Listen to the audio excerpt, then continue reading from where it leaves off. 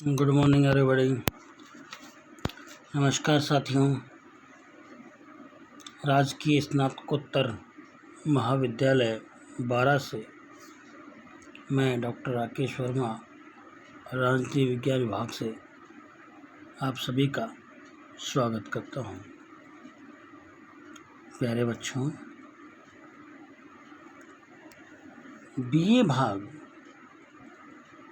Second द्वितीय का द्वितीय प्रश्न पत्र, बीए पार्ट सेकंड का द्वितीय प्रश्न पत्र भारतीय राजनीतिक व्यवस्था, इस पुस्तक का हम पिछली कक्षाओं से अध्ययन कर रहे हैं। यह पुस्तक भारतीय संविधान पर आधारित और निर्मित पुस्तक है। इसमें दिए गए अध्याय भारतीय संविधान में दिए गए उपबंधों के आधार पर निर्मित है। यह पुस्तक हमें शासन व्यवस्था का ज्ञान कराती है, इसलिए इस पुस्तक का अध्ययन करना हमें अति आवश्यक है।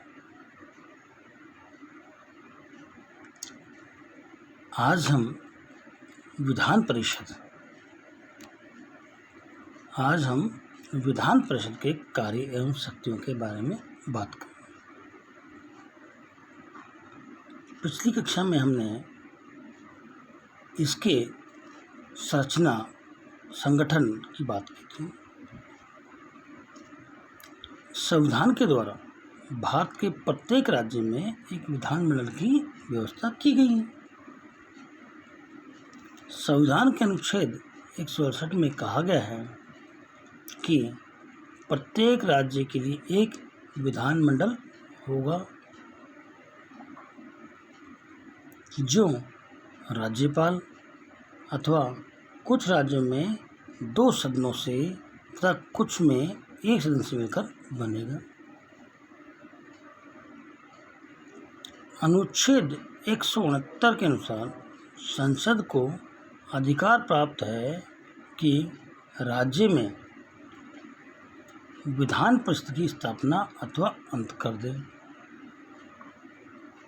यदि संबंधित राज्य की विधानसभा अपने कुल बहुमत व उपस्थित मतदान करने वाले सदस्यों के 2/3 बहुमत से इस आशय का प्रस्ताव पास करें।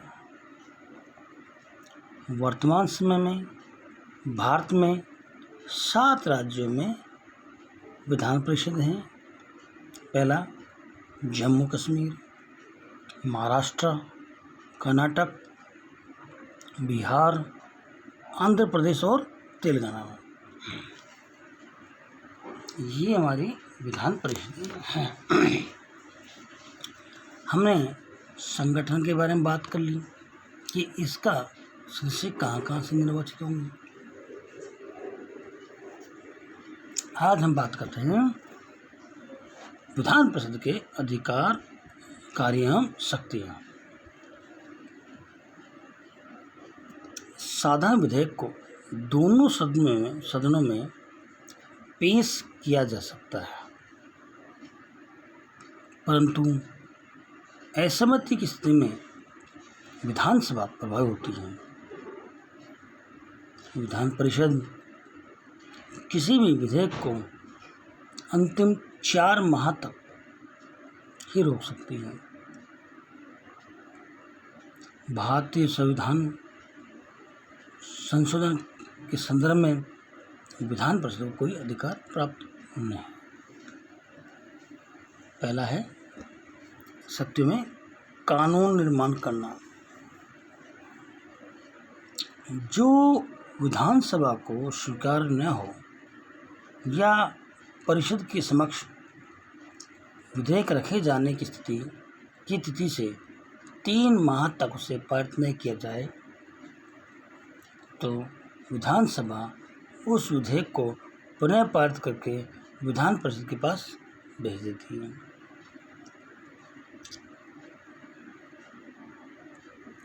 कानून निर्माण संबंधी विधान परिषद की शक्तियों में बात करते हैं कि वित्त विधेयक को छोड़कर, जो वित्त विधेयक होता है उसको छोड़कर अन्य सभी विधेयक राज्य विधानमंडल के किसी भी सदन में रखे जा सकते हैं तथा वे विधेयक दोनों द्वारा स्वीकृत होने चाहिए। लेकिन इसके साथ ही संविधान के अनुच्छेद 197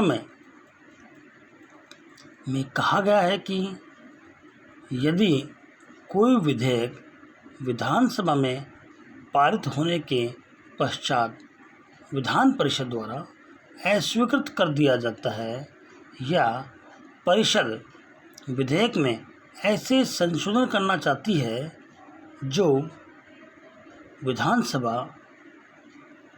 को स्वीकार्य नहीं होते हैं या परिषद के समक्ष विधेयक रखे जाने की तिथि से 3 माह तक विधेयक पारित नहीं किया जाता है, तो विधानसभा उस विधेयक को पुनः स्वीकृत करके विधान परिषद को भेजती है।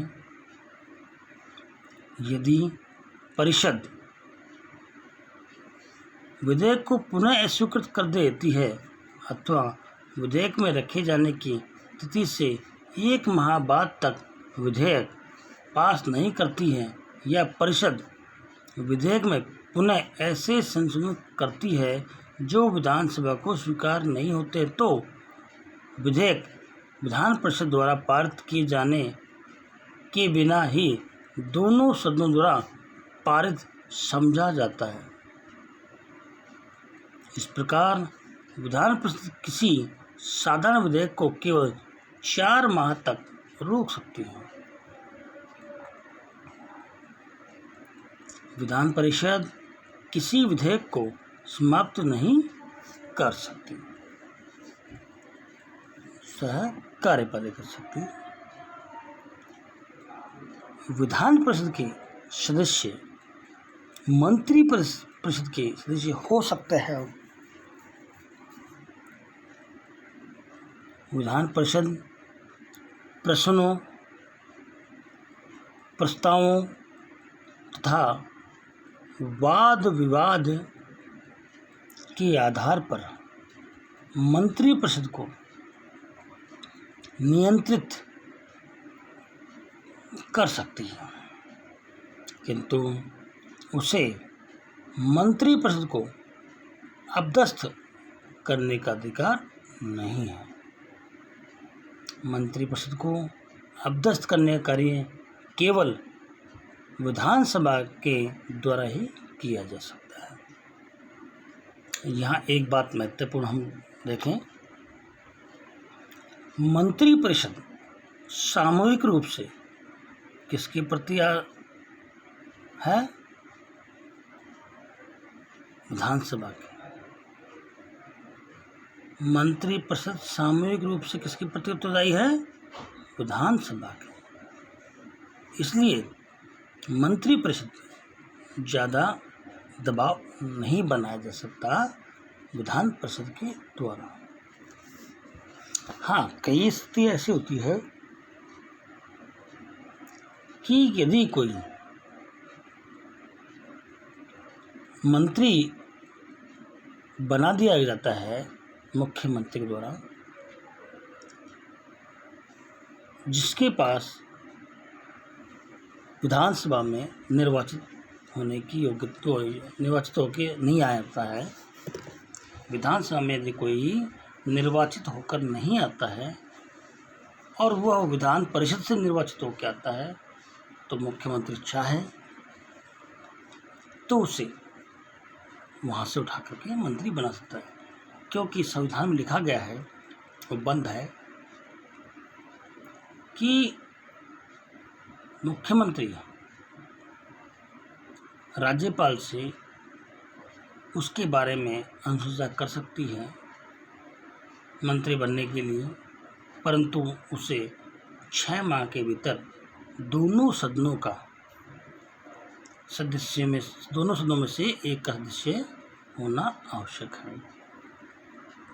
इसलिए कई बार ऐसी परिस्थिति पैदा हो जाती है कि कोई विधानसभा से निर्वाचित नहीं हो के आता है तो विधान परिषद से भी लेकर के मंत्री बनाया जा सकता है।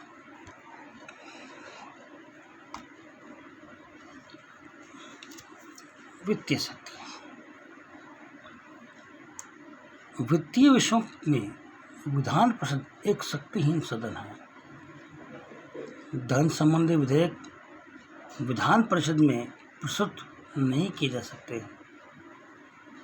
विधानसभा द्वारा पारित होने के पश्चात वित्तीय विधेयक विधान परिषद के पास उसकी सिफारिशों के लिए भेजा जाता है, किंतु विधान परिषद को 14 दिन में उन विधेयकों को लौटाना पड़ता है। इस बीच न लौटाने पर विधेयक कानून बन जाता है।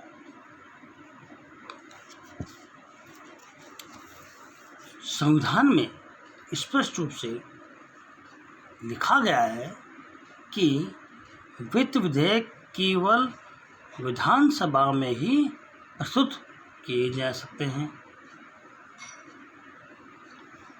विधान परिषद में नहीं। विधानसभा जब किसी वित्त विधेयक को पारित कर सिफारिशों के लिए विधान परिषद के पास भेजती है तो विधान परिषद 14 दिन तक वित्त विधेयक को अपने पास रोक सकती है। यदि वह 14 दिन के भीतर अपनी सिफारिशों सहित विधेयक विधानसभा को नहीं लौटाती है तो वह विधेयक उस रूप में दोनों सदनों से पारित समझा जाता है जिस रूप में उसे विधानसभा ने पारित किया था। यदि वित्त विधेयक के संबंध में विधान परिषद में कोई सिफारिशें करती हैं तो उन्हें मानना या न मानना विधानसभा की इच्छा पर निर्भर करता है।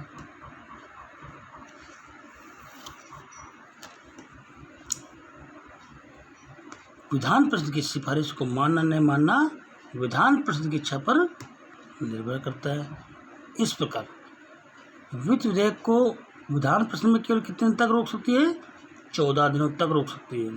इसके अतिरिक्त उसे कोई अधिकार या शक्तियाँ प्राप्त नहीं है। विधान परिषद का यूँ ना कहें कि उसका कोई महत्व नहीं है या उसकी कोई आवश्यकता नहीं। यह माना जाता है कि विधान परिषद उन बुद्धिजीवों का संगठन है जो धन बल राजनीति से नहीं आते। ऐसा माना जाता है।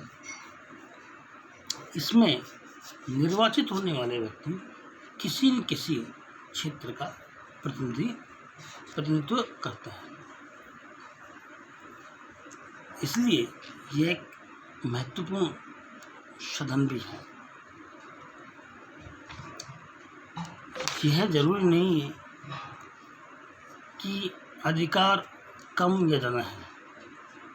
इसमें यह महत्वपूर्ण है कि अधिकारों का उपयोग किस रूप में और कैसे किया जाता है। विधान परिषद जनप्रतिनिधि संस्था है। इसकी सदस्य संख्या अधिक होती है। विधेयक पारित करने में विधानसभा को कोई आपत्ति दिक्कत नहीं होती है, परंतु विधान परिषद सदस्य संख्या कम होती है। इसलिए यहाँ यह आवश्यक हो जाता है कि अध्ययन की दृष्टि से विधान परिषद और विधानसभा दोनों ही महत्वपूर्ण हैं। आज की कक्षा में हम इतना ही। अगली कक्षा में आपसे पुनः मुलाकात होगी।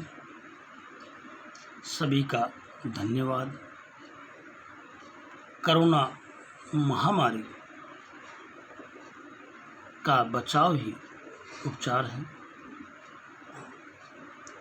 अभी इसकी दवा नहीं बनी है, इसलिए सोशल डिस्टेंसिंग का पालन करें, सुरक्षित रहें, सैनिटाइजर का उपयोग करें, हाथ धोते रहें। आप सभी का धन्यवाद। Thanks of all.